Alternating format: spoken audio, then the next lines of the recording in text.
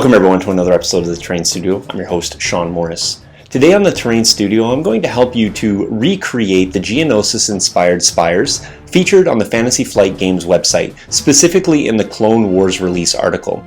The featured terrain that was on the website was done here in studio using a series of techniques and materials that I'm about to show you here in studio.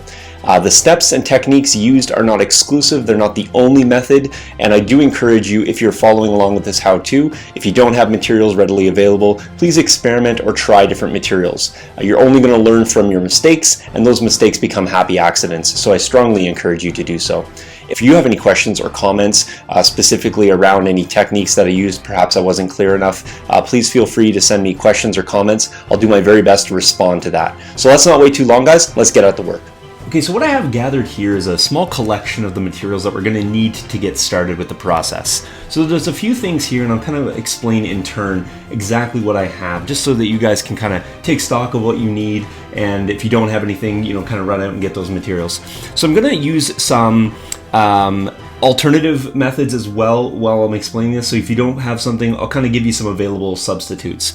So primarily we have a few things. So let me just clear some space here.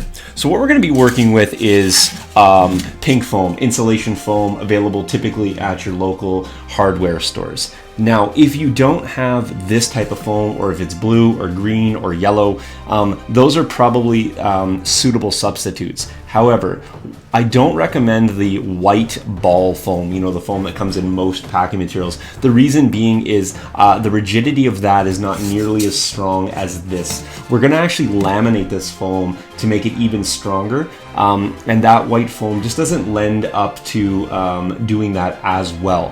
So if you can find this type of foam, great. If you can't find this and you want to sort of create a substructure that could be solid, and you'll see kind of what we need for a substructure, you can certainly go ahead and do that. So with the foam, it comes in various thicknesses. This right here is 1.5 inches. This is 1/2 inch foam here. It doesn't really matter what thicknesses that you work with, as long as you are able to sort of laminate. If you can find a 4-inch piece of foam that thick, good on you, and definitely use that. The less seams, the stronger the core structure, but typically you're only going to find about 2-inch or 1.5 inch foam. So I'm going to do almost every step here on camera, with the exception of one, and the reason being is that in the studio here, this particular film studio, I don't have any ventilation, and I don't want to start spraying things all over the really nice back to basics racks and things that I have here in front of you. So I will try not to do too much internet magic, but that is one step that I won't do on here. But I will explain kind of how that process works. So what we're going to do is we're going to take our foam and we're going to cut it into sort of workable chunks. And I'm going to show you how I do that in a moment. But let me just do the explanation phase first before I do the actual technical phase after. So what we have here is, as I said, a 1.5 inch piece of foam. This one just happens to be black base coated out on the back. And this is for a particular reason. So let me explain that as well. When you are spraying, and I'm using Gorilla Glue spray adhesive, I use this because a couple reasons. Primarily, it is really easy to get a nice uniform application. It sprays out and it goes over the surface. I don't have to use any brushes or foam brushes to apply it. Another reason I like this is because not only does it go on really, really quick, I find that the hold is quite strong. It's stronger when you use it on two surfaces, so if you just coat one surface and stick the other two, it is pretty strong. However, you get a stronger permanent bond if you do both surfaces and then sandwich them together. Another reason I don't use weld bond or a PVA type glue is because when you laminate structures together and they don't have any air that gets in, because this doesn't breathe super well, even though it has cells in it, the foam keeps the interior glue from drying. So I've had this where I've glued this down and up to 3 months later, really worked hard, peeled it apart. Once I break the surface layer, I just have wet glue on the inside. That's not going to be usable for what we're gonna do, because we're actually gonna cut and trim down. And so if we cut and trim, the outside layer, which is nice and glued and hard, it starts to expose the internal layer, and you'll actually see that that may happen in the sample that I have, and I'm gonna show you that. That's even with this stuff here, so I'll explain kind of how to work around that if we in fact run into that issue. So what we're going to do to prep our foam is obviously cut it into workable shapes. So here I've just cut these into blocks, this mostly primarily to fit on camera, but you want to get your shape. For this case, we want to have sort of an elongated rectangular shape because we're going to make a conical spire in the end. Afterwards, you can do one of two things, and I've prepped this both ways.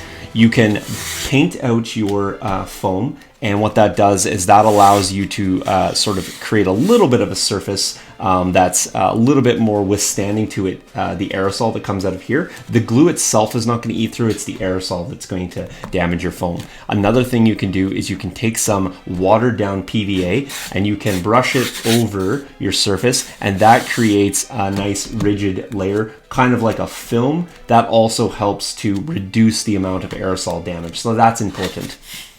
So it seems like a lot of explanation to get you prepped. However, the prep work is truly where terrain work's done. So I don't mind spending a few minutes here, and I really truly hope you guys don't mind I'm spending some time on this phase either. Once we have it prepped up, it's ready to go. It's got a different surface. You can definitely feel and see the shininess and the protective layer. We're gonna go ahead and start spraying our can of adhesive. So I uniformly coat one side. This piece of foam here, whatever thickness, will be prepped similarly. I will spray this surface as well. I will take them, I will sandwich them together. I'll go get those encyclopedias that I bought 20 years ago that I've never used yet, and set that on there, and I'll leave that to dry for a few hours. If you can leave it for a day, great. If you can leave it for 6+ hours, that's okay too. Once that is laminated together, as thick as you like, so if you don't want to go with 2 inches and you want to go 2.5 or 3 or 4, whatever you like to get to your thickness, you're going to repeat the process and it'll be very similar. Now what we're going to do, or what you're going to end up with, is you're going to end up with a laminated piece of foam like this. So this right here is 3 1.5 inch layers that have been laminated using the exact same technique that I just explained. This is our block. In this case, we're going to have a conical shape here, and then we're going to move on to step 2. So again, sorry about the long explanation there, folks. I want to make sure that you guys are well prepared going in. So just to recap, and I'll do a material list at the end, you're going to need some foam, whatever thicknesses you like. I recommend spray adhesive. You can experiment with different types of glues. That's perfectly fine. You're going to need some paint, and you're going to need some PVA. If you want to skip the paint and just do 2 layers of PVA, if that's cheaper and more easily accessible, that's perfectly fine as well. All right, let's go on to step 2. Okay, so now that we have our foam block all dried and secured, we're going to want to start laying out the foundation for our design. And this is going to start with creating whatever size or circumference of spire that we're looking to create. This is pretty simplistic. We're going to be looking for round shapes that are going to be suitable for basically our base width. So this won't be the top of the spire. This instead will be the bottom, or roughly the shape of the bottom. So what I'm doing here, just for purposes of the camera, I'm just going to use this piece right here to signify the top of our block. So you can imagine that, if you will, we have some laminated foam layers, and those would signify here the different pieces of foam. So what you want to do is you want to make sure, A, that your circle fits within your block. You don't want to have any overlaps here, because that will make your spire not be as conical as you may desire. Of course, if that fits your design, have at it and do whatever you like. You also want to ensure that you're not going to waste a lot of material. So if you're intending to make a spire that's this small, you're going to have no real need to have 3 laminated layers. I could instead, let me just draw this here. I'm just going to use a marker to do so. I'm going to go ahead and draw that on. I could have instead just done that with 2 layers. So just keep in mind, a little bit of foreplanning is going to go a long way in terms of not wasting a lot of materials. This foam's not excessively expensive, however, it's also not cheap, and if you don't have a source of it for free, then certainly you are spending dollars. No point in discarding foam just for no reason. Again, if you're laying on your foam and you're using something very large like this one, let's go ahead and lay this and draw this in.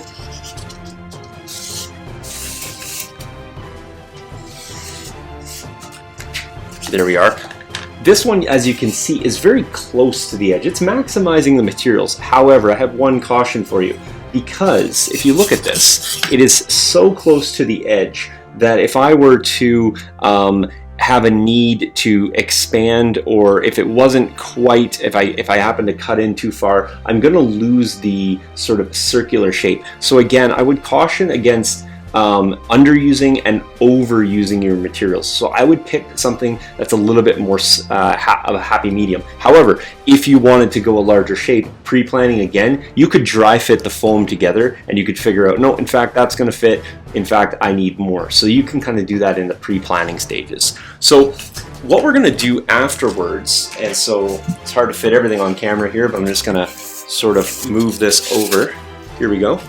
I've actually drawn a circle on here already, and this one, as you can see, is kind of the perfect circle, if you will. I have a little bit of excess around all the around the whole perimeter of the circle, as well as I'm not underutilizing the materials that I have. It fits pretty well. So we're going to work with this block for the remainder of the video, but I did want to show real quickly about the Proxxon cutter. If you haven't had a chance to use the Proxxon cutter or are unfamiliar, I wanted to just talk to you about the cool features of this. They're not sponsoring the video. I just really encourage people, if they're doing a lot of foam work, to get something like this. Can you use a knife? Absolutely. It works perfect, and you can do everything that this can with the knife, so don't let me steer you to spending money. However, it's pretty slick when you want to make a cut. So let's say, for example, I wanted to trim this piece of foam down. I'm just going to set my guide, turn this in. It has a rheostat here for controls. I have it kind of maxed out because I'm going to be cutting some thick foam. However, I could use it at a much lower setting. Give it an on switch, give it about 1 second to heat up, and then I can just go ahead and slide my foam straight through.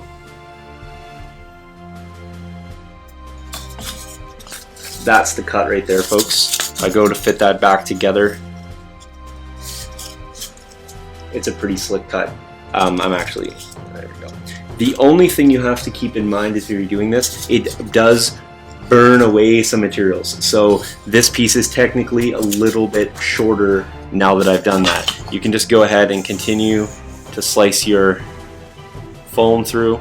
It's very, very easy to use. So what we're going to do for the purposes of this build is we need to sort of get our big piece of foam that's too big for the camera down to something workable. So currently I'd say this piece is probably pretty close to 11 inches or so. I'm going to trim it down just a little bit just for the purposes of this build. Okay, so what we're going to do now is we're going to use the big piece of foam. We're going to trim it down to something a little bit more workable. You can see here that I have this tongue and groove portion that's not really going to be conducive to working. So I'm going to go ahead and just slice that off. And for that, I'm going to slide that right through the cutter. I'm going to make this piece down to about 8 inches or so. So I'm going to, because it's very thick, I want to walk this through a little slower. Occasionally what happens if you force it through, you'll break your line. It's not an issue. You have a spool there, so it's kind of, I'm kind of used to that. But the thicker the foam, sort of slower, and the hotter temperature that you want to go with. So again, I'm cutting through over 4.5 inches of foam there. Turn your cutter off. This becomes excess. It's not really usable for anything that I need right now, but I'll set it aside. No point in discarding. It could be used for blocking something out later on. So now what I have is a much more workable piece, again around 8 inches or so, and I have my circle here on the top. So there's a few things I need to do now, and I need to start trimming this piece down. So I'm going to back the camera out a little bit. I'm going to let you guys see me work at that, and what I'm doing, I'll explain it, but then I'm going to use a little bit of time lapse to sort of speed it up. It's a kind of a redundant process. Okay, so what we're going to do next is we're going to start trimming down this piece, basically trimming off the excess foam so we can get down to something a little bit more workable. This is fairly simplistic. What we're going to do is we're going to use the Proxxon cutter, and then we're going to start running this piece through. And you notice that I've taken the guide off, so I'm doing this more freeform because I can do the shaping, the fine shaping later on with a sanding block. I just need to get something close in shape. So what I'm going to do here is first I'm going to just define it down into a more cylindrical shape. If you have a cutter that allows you to sort of cut conical shapes, like you can put it in kind of like a lathe and spin it around, that's great. Most people aren't going to have that. I don't have that either, so I'm just going to kind of show you how you can do this. Imagine the Proxxon cutter is a knife. I could be doing the same thing with a knife, trimming down. This is just a little bit quicker and easier for me.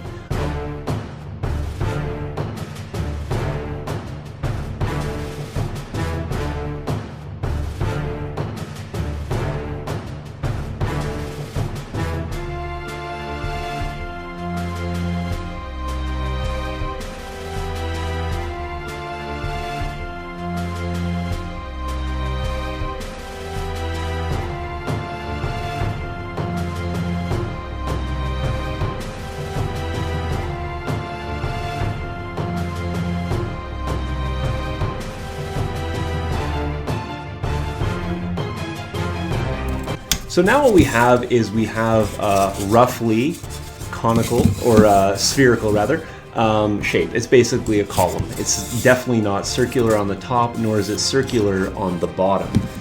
However, the rough shape is defined there.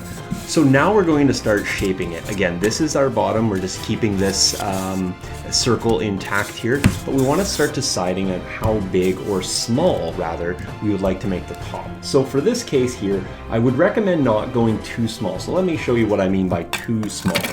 Let me just draw this. Maybe I'll use a pen so not to mark up these nice fig holders.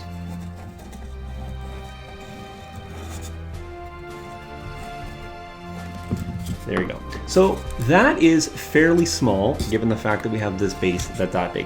If you would like to end up at this small, that's perfectly fine. However, shaping down to something that small may be a little too aggressive in this, given this short distance. So maybe something a little bit larger would be appropriate. So I'm going to use this one, which is basically just the other side of what I just used. And that gives me a slightly larger circle to work through. So let's go with that one there, and let's just run it through the exact same process.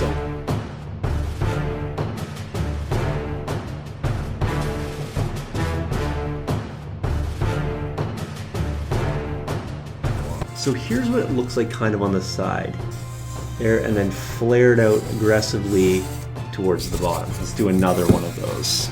And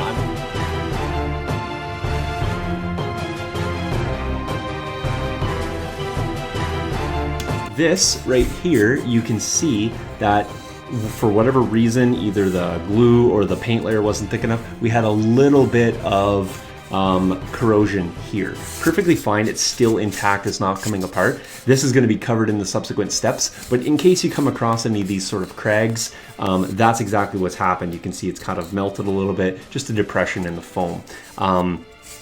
You're going to run into them. It's just going to be kind of natural. You could have ended up having the aerosol a little bit too close, and even your protective layer wasn't enough. Perhaps the accelerant came out kind of in a pool or a pocket, and then it just hit somewhere a little too aggressive as well. That's part of the process.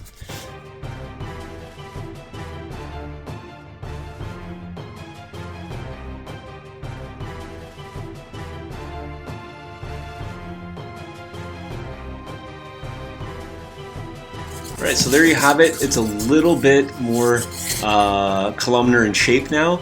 Again, flared bottom, and it's crude still, right? I mean, it's got these hard, really hard shapes. There's not a lot of really symmetry anymore, which is probably best for the Spire, because you want to make this definitely look a little bit more organic, like a little bit more corroded or carved in, if you're going for a Geonosis style Spire. If you're going for something maybe more crystalline, maybe you like the hard geometry of this, and so you could certainly use it for that. Perhaps you'd even have some more angular shapes cut in. So that's basically it to get us down on here. We're not really going to use the foam cutter anymore, this particular foam tool anymore. There's no real need. We are going to definitely do a lot of shaping and sanding. Okay, so I switched locations just because this step can be a little bit messier. So full disclaimer, if you're doing this in your studio and you have like electronics or small children or anything like that. I highly recommend finding a different space. So I just moved out to the garage, so if it's a bit more echoey and the audio is not quite as good, my apologies. But I have a conglomeration here of sanding tools. So I have a rasp, I have a really heavy grit sandpaper. I think it's around like 50. I believe this is a medium one. I think it's about 100. I have some 150 and some 200. So you don't have to use by any means all of these grades. Depends on how smooth of a finish you're looking for. We're going to end up hard coating and actually acrylic coating this anyway, so we're going to put a little bit of a texture on it. But certainly I wanted to give you kind of the full walkthrough that if you want to make it nice and smooth and that's the finish that you're looking for, you can certainly go through some progression of sanding tools or implements to get to that. So I'm probably not going to use all of them. You won't see me probably use all of them, but I will recommend that you use a couple, just because you're going to want to be sloughing off material here quickly in the beginning and then sort of getting a more smooth tapered finish in the end. So let's get working on the sanding.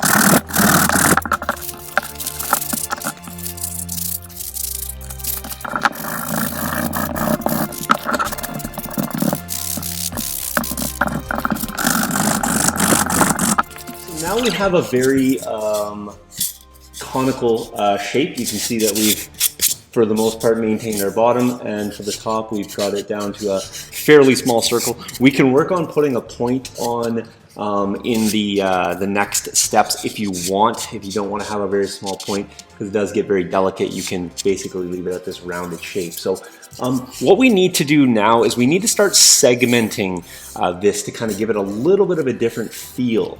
So for that, what we're going to do is we're going to take a slightly next step, and then we're going to get back to working with some of the same tools, but we're going to want to lay out a little bit in the design. Okay, so now what we're going to do is we're going to start working on a little bit of definition and defining this actual spire. So what I have here is some painter's tape. It's 2 inches wide. I'm going to go ahead and just lay out a couple pieces here just so you guys can kind of see what we got going on.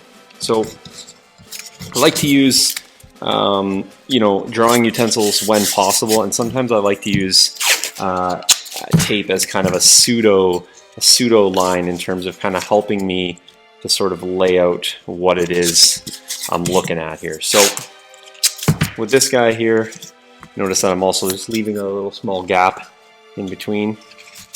With this guy here, I have a couple distinct layers, and I'm just imagining for a second that I have a higher tip, and we can definitely go ahead and add that on later. I'm going to show you how to sort of combat that, the sort of instability or fragility, I guess, as you will, with the tip. So here's what I have. I have this sort of conical shape spire that's a little bit bland. It definitely has a tapered bottom, and we've sort of worked it into a sort of a pinnacle peak here. But we need to have a little bit more variety. So what I'm going to do here is, I really like this tool. So it's a rasp. It's a wood rasp. And you can see that it's sort of half moon or crescent shape. And so it has this nice rounded backside. I like that because when I put that into the foam, it actually helps me to cut a depression in. So what I'm going to do is, using this sort of crude template that I made, I'm just going to go in and cut in on the same side here, just a couple passes, as you can see. Just going to go in and cut in those defined shapes. It's a little hard to see in profile, but it has a little depression, little depression, little depression. What I'm going to do is I'm going to use that and sort of walk that around the entirety of the model. So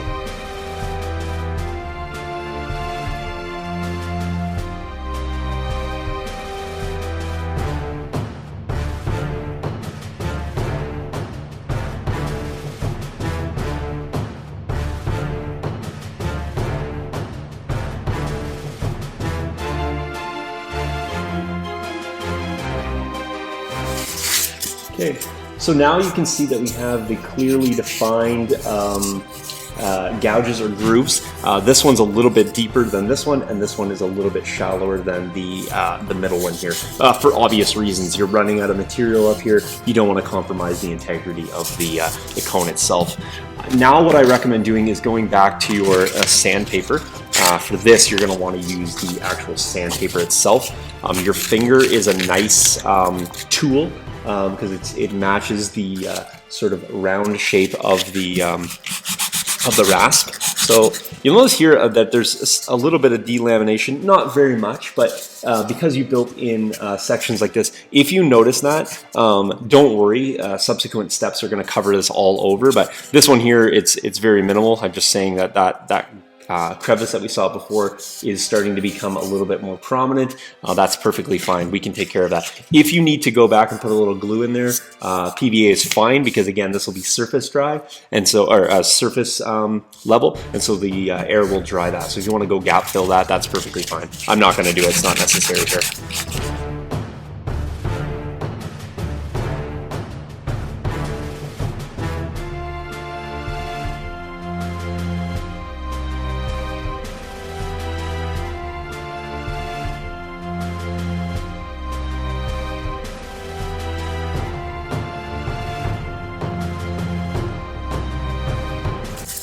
Okay, so now we have our spire in terms of all the crude shapes. You can definitely see that it's very segmented as well. If you're using this to do, let's say, something different, let's say more like a Lethal type hill or building, hill-like structure, that you've kind of seen featured.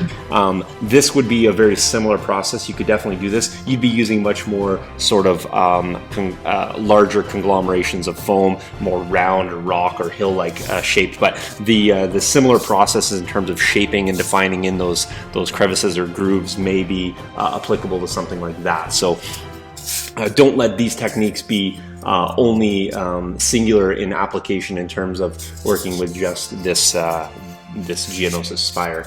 Okay, so what we need to do now, let's kind of explain the next steps, is we're going to now go back to a foam tool. We're not going to use the foam cutter. We're going to use an actual etching tool. And what we have to do is we have to go in and lay in those sort of iconic sort of crevices, those sort of, I'm not really sure what you'd really call them other than a crevice, I guess. But in the movies, we kind of see the Geonosis sort of squeezing in and out of the sort of catacomb-like structures that are reminiscent of Geonosis. So that's what we're going to go in and lay in next. And so what that's really going to do, it's going to start undermining a lot of the foam.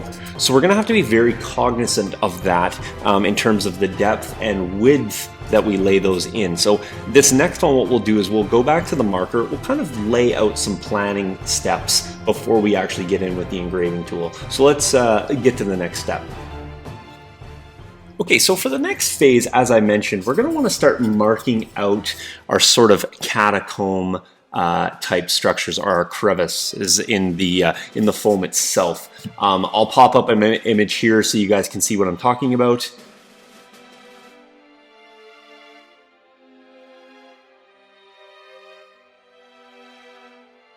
So in order to lay those in, what we need to do is we kind of have to create a little bit of a uniformity in terms of we don't want to have them so erratic that they don't look, they kind of lose the conical look. But at the same time, we don't need to be perfect.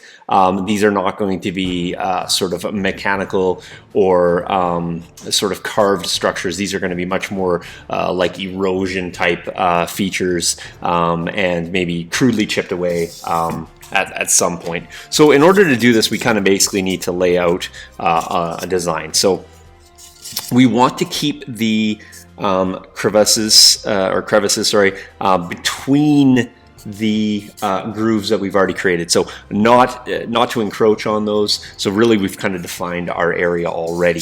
So I'm going to go ahead and just draw one in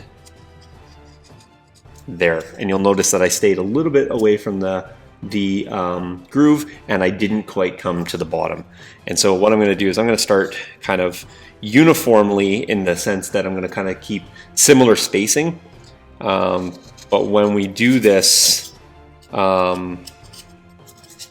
with the tool, it will be anything but that.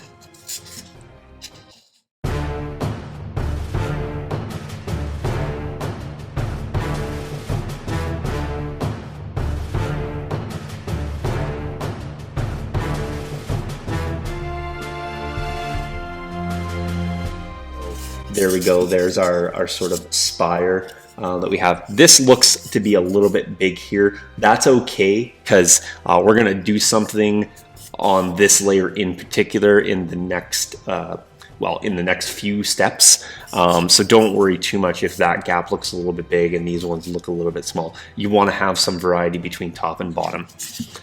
So the next thing that we're going to do, we're going to go right into the next phase. What I'm using here is a hot wire foam factory etching tool. So I have a little power pack here off camera. The tool itself is kind of like almost like a soldering iron in a sense, and it burns through or etches foam quite nice. I have it set not to the highest setting, but fairly hot. And when I'm using this, I'm going to kind of almost plunge it in and then drag the tool down. That's definitely going to give me that catacomb sort of excavated type look. I'm just going to caution you again around excavating too much of your foam. Around the bottom, you have a lot to work with. As you get to the top, you have very little. So if you can imagine pulling away foam from each subsequent side by the time you get to your interior, and this is why I don't add the tip now. I will add the tip later because I wanted to leave maximum amount of foam here to allow me to do some excavating without compromising the top entirely. You can imagine if I was trying to put etch marks into a tip, I would have almost zero foam there. So what I'm going to do, I'm going to work from the top down. So here I want to plunge in the tool and drag the tool down, and I don't want to burn away a lot of this. So too quick pulls through, and I'm just using the lines as my guide. And what I typically do is I start at the top, and as I'm dragging down, I sort of flare again at the bottom. So the bottom ends up being a little bit deeper than the tip of the top. As your tool heats up, you can probably get it done in a single pass. So here I just discovered that, you know what, I wanted to go offset of that line.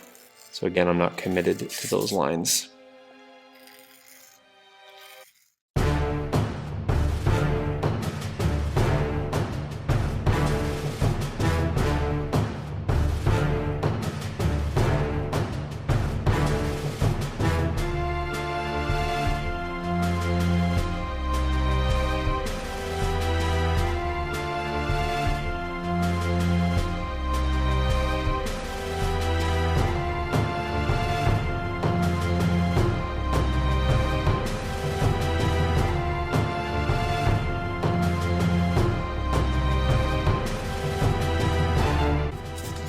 Okay, so we have all of the etching done in here. If you wanted to, let's say, widen out some of the base crevices, you can certainly do that. You can sort of find the room spots where you have a little bit more room. I'm just going to flare out a couple of these just to kind of create some variation. I can flare the tops too if I want to just kind of create some variety. So go back and sort of, you know, maybe this one here has a spot where it actually splits off and Y's out into its neighbor. You can have maybe one that sort of joins into the adjacent one. You can do all these sort of different looks. I typically will relegate that mostly to the bottom two layers, just because again, you have to be cognizant that you're not undermining too much of the foam as you get up to those upper layers. So there we go. That's effectively ready for the next step. You definitely can start to see that sort of cataclysmic look, if you will. We are going to now start adding a little bit of surface variety to this. So I will just sort of preface the next couple steps. So what we're going to do is add some surface variety. As I said, we're going to do that with celluloclay, and we're going to kind of create those sort of almost like bulges, or almost like the tumor look to the spires, and that's really going to accentuate these grooves. And so it may seem a little bit strange, but we're actually going to fill in a lot of these grooves on some of these levels. Other spots we're going to have the groove very prominent. So you're going to have both a positive and a negative sort of space within these spires. After that, what we're going to do is we're going to foam coat the entirety of the model, and we'll leave probably those tumorous lesions on here, a little bit different surface texture. And then after that, after the foam coat's dry, we're going to go back and then we're going to acrylic paste everything with the exception of those bulges that we add. And then that will effectively give us the entirety of the surface. It's going to be doing twofold. One, it's going to add some surface texture.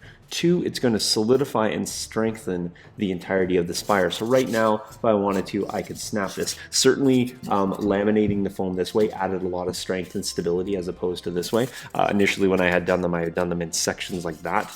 This is a much stronger and more robust construction, so definitely I recommend laminating your foam this way.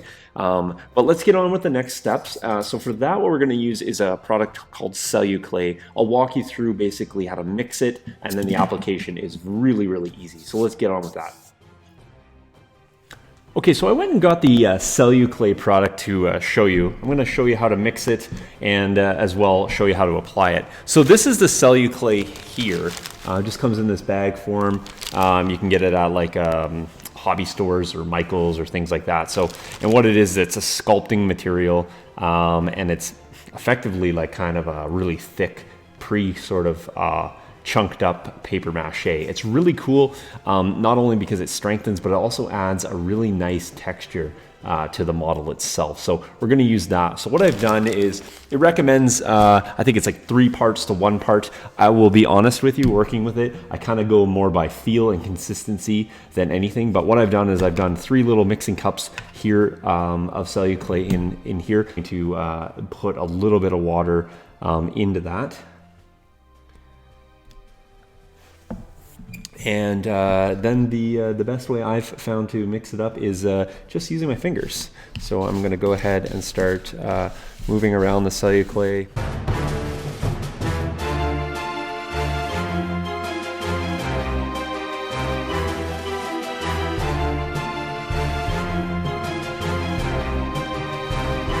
Okay, so we've let the celluloclay sort of set for a few minutes, and now we're back ready to start with the application process. So what you're going to use here is you're going to need a paintbrush. Use an old one because it's going to get wrecked. Or it's not going to get wrecked per se, you can use it later on, but you're not going to be doing any Golden Demon award-winning painting with this afterwards. You're also going to want a sculpting tool of some sort. If you don't have a sculpting tool, use a popsicle stick, works just as well. So this one's just kind of a flat blade on this side and more of a pointy blade here. Primarily, I want this just to press into some of the crevices and give a little bit of definition and shape to the celluloclay as I go and apply it onto the spire itself. And then obviously have a little bit of a rinsing dish for your fingers. It also helps you to resaturate and sort of smooth out any of the celluloclay. And then have yourself a little dusting cloth nearby just to kind of wipe your fingers off. So what we're going to do with this is we want to lay in some of those sort of tumorous lesions on the spire. Give it a little bit of depth and add a little bit of robustness to it. So I'm going to primarily cover the entirety of this first layer. That's why I was okay with this gap. And then I'm going to kind of creep a few pieces down here to the base of the spire. And then I'm going to add a little bit, sort of limited amounts creeping up the spire. And you'll kind of see probably more or less the application will sort of dictate where exactly I need to add celluloclay. There's no method to this particular phase. So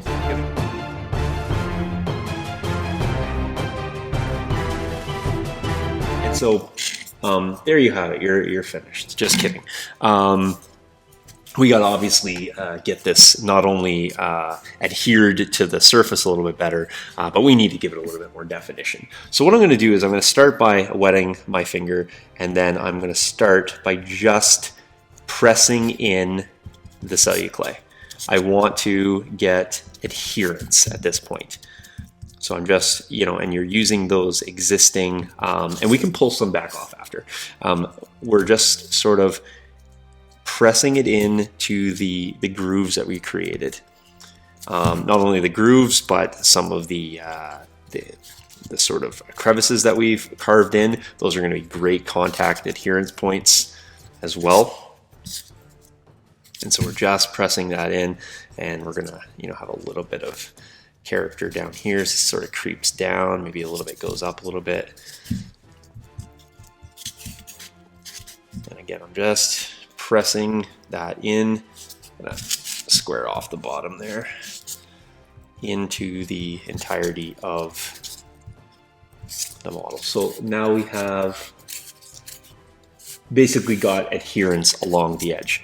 So again, kind of dust my fingers off. Now what I want to do is I want to go back, and you can do it one of two ways. I often use the paintbrush because the paintbrush will give me very smooth transitions. It also helps me to redefine out the crevices. So I don't want to have the celluclay necessarily filling all those gaps in. So I can kind of recreate the integrity of the crevice by using the paintbrush to sort of get in there and pull that down. And I'm not worrying too much about giving the celluclay any particular look at this point. Right now I'm just going through and redefining the integrity of all of those sections.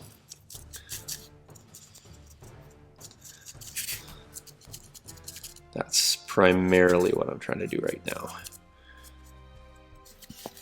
I may need to transition if I have any sort of delamination happening of the celluclay from the surface of the foam, and I can do that by dragging it up.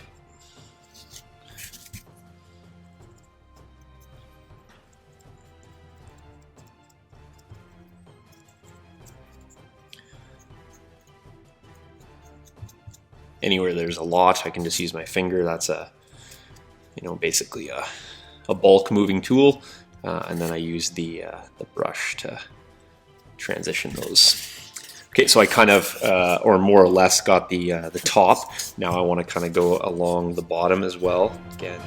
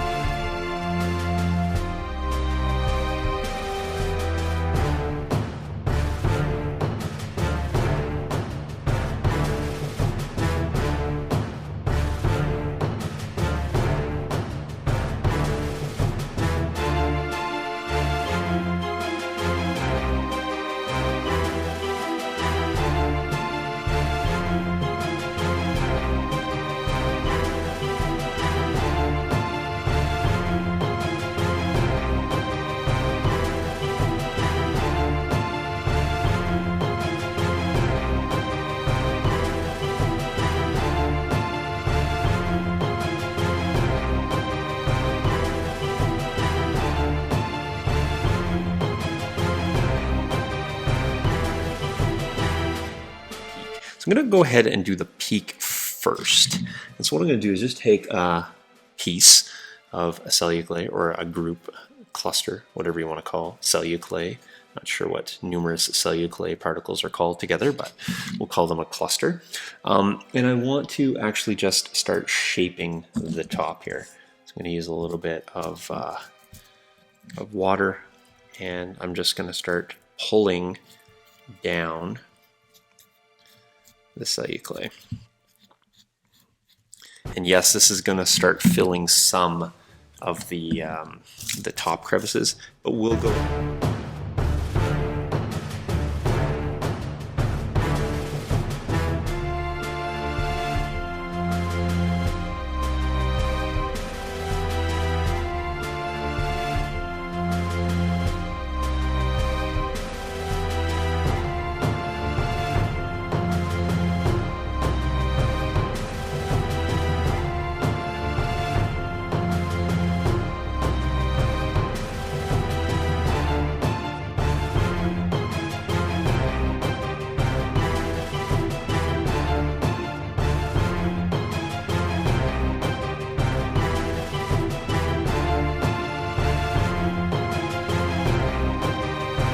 Here we are. We got the spire. We got the defined tip. We have the multi-layers. You can see that those uniform, fairly uniformed crevices that we cut in before are now not so uniform because some of them are filled in or have some extensions, these tumorous lesions attached. And we definitely have a cool looking spire. Now, you can certainly make this a little bit more spindly if you like, or you could do really robust ones, much more robust than this. So I've picked just the medium in terms of size-wise. It's not the tallest, it's not the thickest, it's not the most pointy, but I'm using this as a technical how-to as opposed to here's every formation of spire you could possibly do. So just keep that in mind. So there we are. I'm going to set this aside around, I'm going to probably try to speed the process up, but I would recommend setting this aside if you can for 6 to 12 hours. Okay, so welcome back to the final stage of the spire build. For this step here, I've decided to forego a little bit of the dry time. And by that I mean that the celluclay here is a little bit of, or has a little bit of retained moisture in these really thick areas here. If you're doing this build at home, you could certainly forego the full dry time if you're confident in that. And what I mean is you're not really compromising the process. You just have to be very careful that you're not rehydrating the celluclay significantly so that it starts sloughing off your actual build. I've also decided in this video, just for the interest of time, I'm not going to go through the painting of this. Certainly the palette that you choose or the finishing touches that you put on your spire are going to be really contingent and tailored towards your desire for this. And small disclaimer, I shouldn't really be teaching anyone how to paint anything. So those are the couple disclaimers for this final step. But what we're going to do in this final step is actually solidify this structure. So we do have some soft portions here of the foam still exposed. Of course, we haven't done anything to treat that yet. And this final step is primarily what we're going to be using to treat those areas. For this final step, you're going to notice that there's a number of items laid out before you. And this step by far has the most moving parts. And don't let that be daunting. Truly, it's just a few tools and a few extra products that we're going to mix together just to kind of finalize this project. For this step, we're going to be using two products primarily. They're both by the Hotwire Foam Factory, which for interest's sake, that is actually the same company that made the foam tools that I was using earlier. So if you're interested, you can kind of go check them out if you're interested in them. I'll give you basically a snapshot. They're a company that deals primarily in foam and foam related products, cutters, coats, things like that, hardeners, all kinds of various things. They do props, they do small hobby stuff, they do more like artistic and craft stuff as well, but they have a slew of products. You can go check those guys out. For this step here, what we're using is a product called Foam Coat. It comes in this powdered form. It's a 25-pound box that I have, so it's awkward to get on camera, but they do sell smaller quantities if you are interested. And we're also going to be using this Hotwire Foam Factory Boost, or it's basically a foam coat strengthener or a fortifier, and we're going to add that to the mixture just to give this a little bit of added rigidity. In addition to that, we're going to use a little bit of water that mixes with the foam coat, and we're going to also add in a little bit of grit. This is again a strengthener for the foam coat. So if you didn't get the theme here, we're really trying to make these things nice and hard and stand up to gameplay. We're going to add a little color just to help you out later, and the reason being is that this stuff occasionally can chip and crack because it does go on relatively thin, specifically if you don't multi-coat it. So I'm going to give you the added tip of just adding a little bit of paint to the mixture just in case you do have any chipping or flaking. I would advise to use a color that's a nice undertone for your ultimate finishing coat, but that's really to be left up to you. You do not have to use paint. It's not a requirement for this process. What we will do though is get started with this, and the recommendation of the foam coat or the Hotwire Foam Factory is 3 parts of foam coat to 1 part water. So we're going to go ahead and just heed their recommendations and do that. A lot of people will tell you that you should add water first and foam coat later. It's a pretty insignificant amount either way, so I haven't noticed, and I've done both, I haven't noticed anything to be better or more beneficial over the other. So to me, it truthfully doesn't matter. Somebody has a preference. Certainly, I'm not opposed to them doing that. I'm also going to go ahead and add 1 cup or capful of Boost. Again, that's just going to help us strengthen up. The mixing ratio for the Boost is actually 1 part of water to 1 part Boost, so probably could go a little bit heavier. And matter of fact, let's just do that just to say we follow the directions. So I've also noticed that that's not been the case. I've always just used 1 capful. We are going to add a little bit of added strength. We're going to dump in a whole cupful of the grit, and now we have a slurry of foam coat. We're going to go ahead and mix this up. For this, I'm just going to use the back of this paintbrush for now.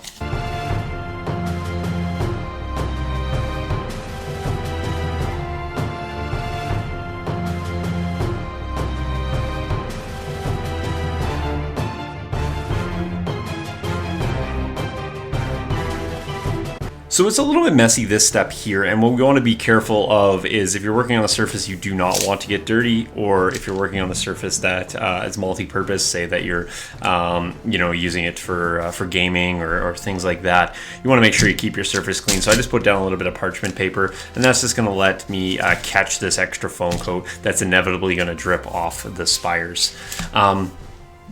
For this, you can use a number of tools to apply. You are going to want to try to be diligent in getting it down into the recesses of the actual spire, so into those crevices. So what I'm going to suggest doing is getting something that's going to allow you to kind of dribble and dip some foam coat down in there. And the reason we do this is because we do want to have some adherence down in those actual crevices. And so this becomes a little bit of a tedious task because you have to kind of press it down in there, and you want to make sure that you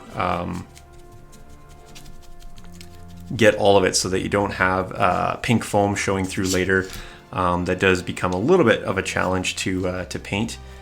And you also want to make sure that if you can harden up all of the surfaces for this. So I'm going to go ahead and start doing this.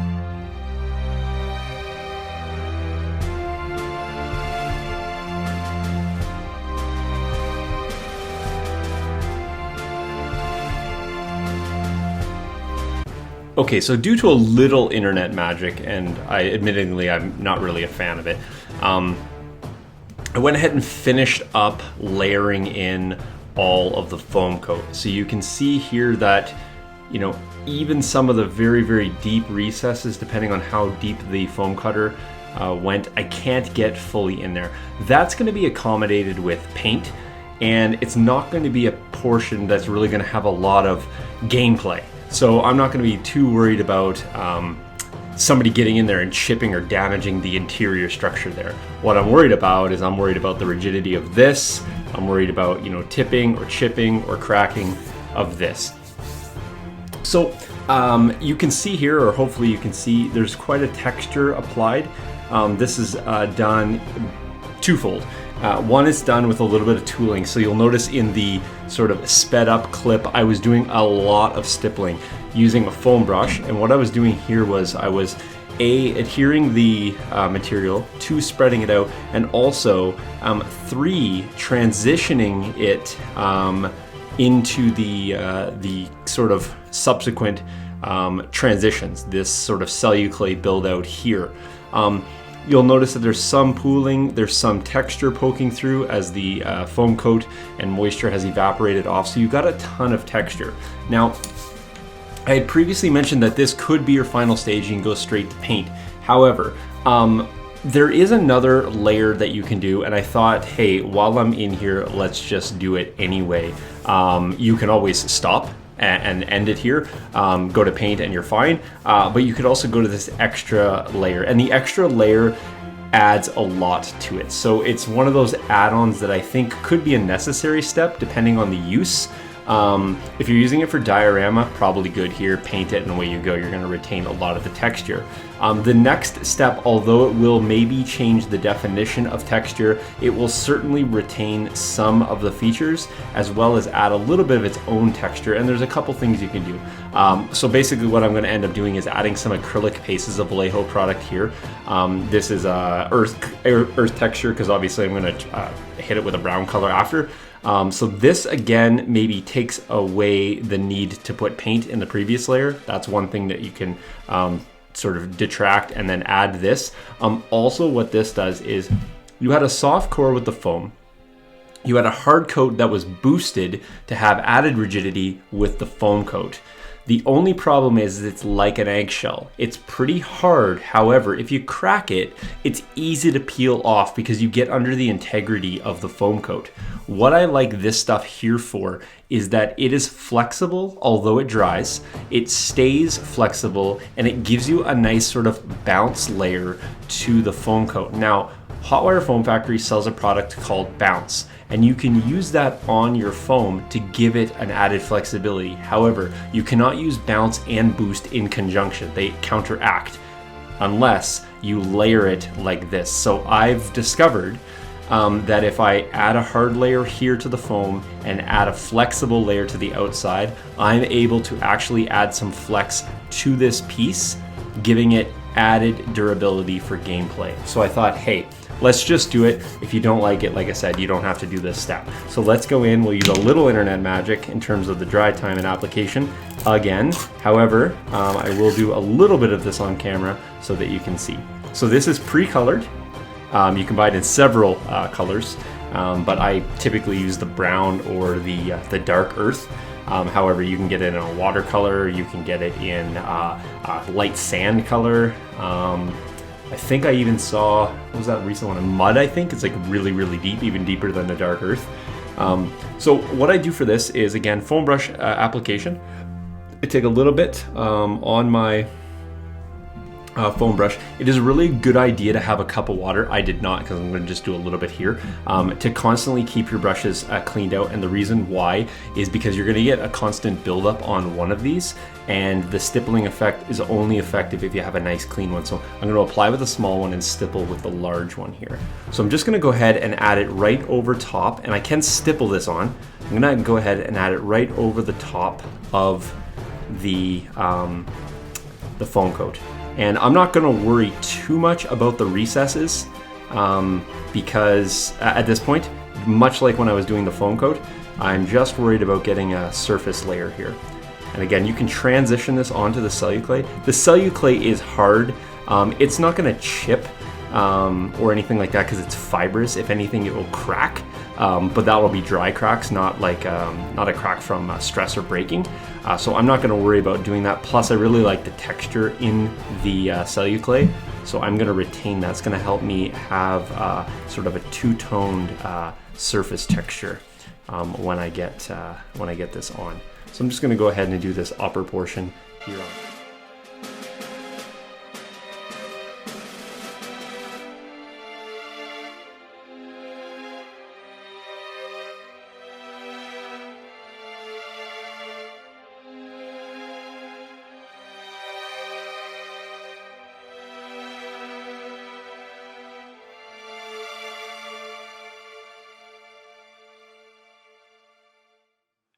Okay, so here we are now at the completed stage of this project.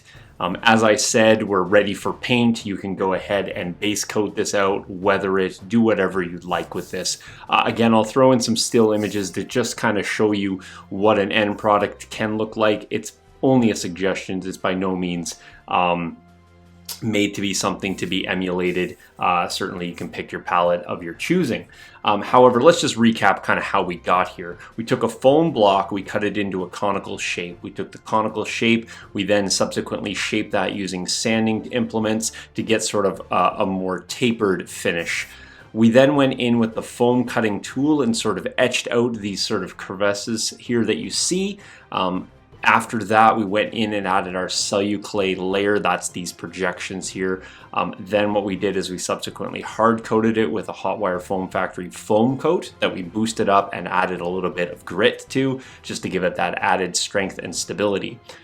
We then subsequently recoated this with a Vallejo acrylic paste to give it some flexibility. So now what we have is a very flexible structure. It's got a little weight to it. It's not overly heavy, but at the same time, it's not just tipping over with a light tap as a foam column would. We're now ready to, as I said, add our paint, add our weathering.